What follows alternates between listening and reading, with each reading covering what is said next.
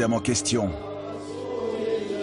Hasard de l'actualité, 6 jours après que nous ayons acheté ce livre, c'est le drame.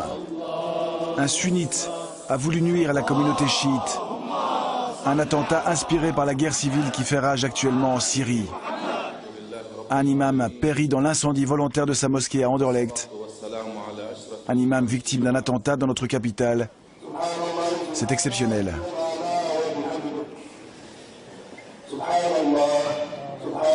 Dans la communauté arabo-musulmane, l'inquiétude est en tous les cas à son comble.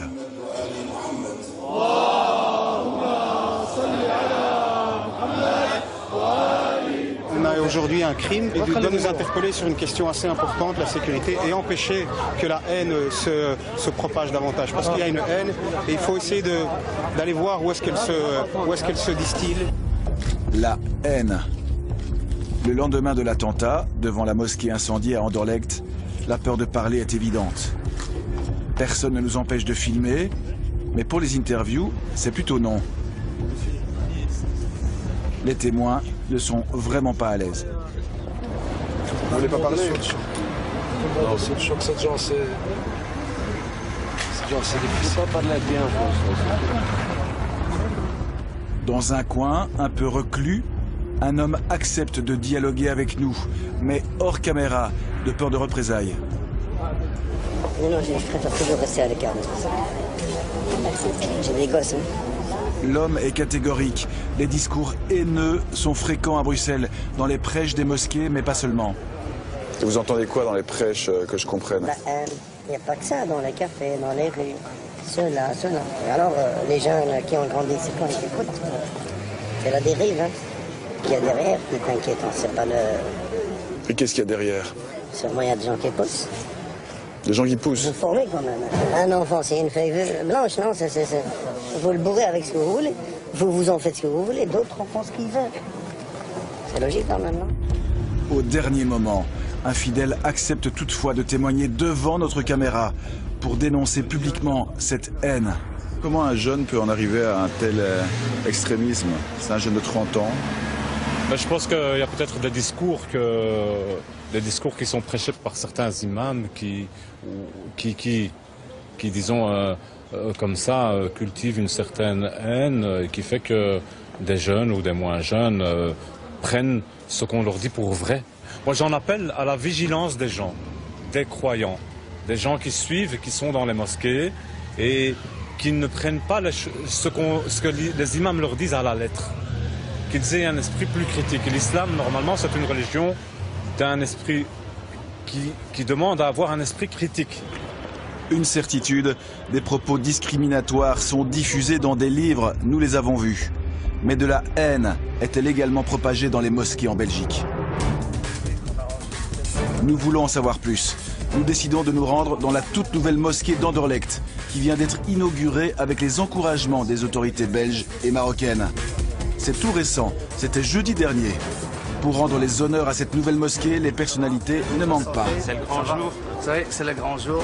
Le député bourgmestre d'Anderlecht, Gaëtan van Guatsenhoven. Vous allez bien? Ça va et vous-même? Merci de votre invitation. Franchement, ça nous fait vraiment honneur de votre présence, c'est bien gentil. Présent également, l'ambassadeur du Maroc, Samir Hadar, en personne. Des échevins, des députés bruxellois, des conseillers communaux, des policiers. Le gratin local est réuni pour célébrer cette mosquée financée par les fidèles. 2 millions d'euros ont été réunis pour bâtir ce bâtiment sur 4 étages. Pas de doute, c'est ici la plus belle mosquée de Bruxelles. Par les temps qui courent, on attend d'elle un discours de grande tolérance. Un lieu de culte est un lieu qui doit promouvoir des valeurs. Et je sais que ce lieu de culte sera justement promoteur de ces valeurs de paix, d'amitié, de fraternité, de diversité. Le député bourgmestre d'Anderlecht est également plein d'espoir pour cette mosquée. On peut être sûr qu'ici, il n'y aura jamais de message un peu intolérant. Mais écoutez, moi je compte sur la communauté pour qu'il y ait un grand et bon message, un message positif. Très enthousiastes, les autorités. Cette mosquée est en fonction depuis quelques mois déjà. Avant son inauguration, nous avons discrètement enregistré ce qui se disait ici lors des prêches. Le 9 mars dernier, nous avons filmé le discours de l'imam en caméra cachée. C'était le lendemain de la journée mondiale de la femme. Voici donc le prêche prononcé devant 1000 personnes, pas vraiment tolérant.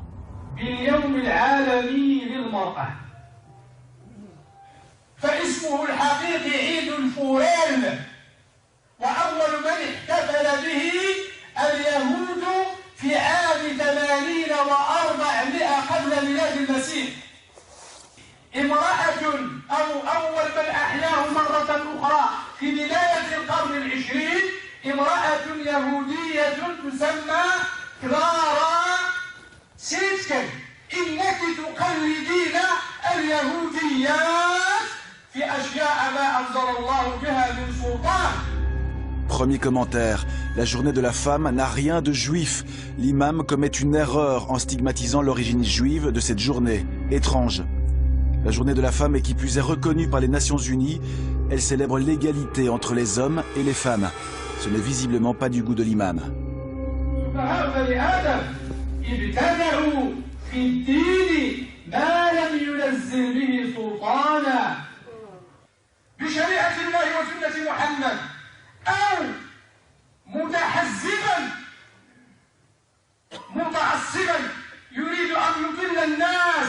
على الهدى والصراط المستقيم فاتقوا الله يا خطباء المسلمين وعلموا هذه الأمة السنة وحذروها من البدع وعلموها التوحيد وحذروها من الشرك. À la sortie, pas une des 1000 personnes présentes ne dénoncera à notre caméra désormais bien visible ce discours musclé.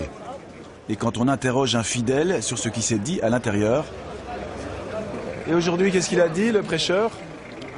Aujourd'hui, il a parlé des fêtes et tout ça, donc voilà, des fêtes musulmanes, des fêtes d'autres religions et tout ça. Il disait quoi? Voilà, que chacun il a sa fête et que chacun il doit respecter sa fête ou quoi, voilà. C'était un prêche sur la tolérance. Sur la tolérance et tout, voilà, donc, plus ou moins.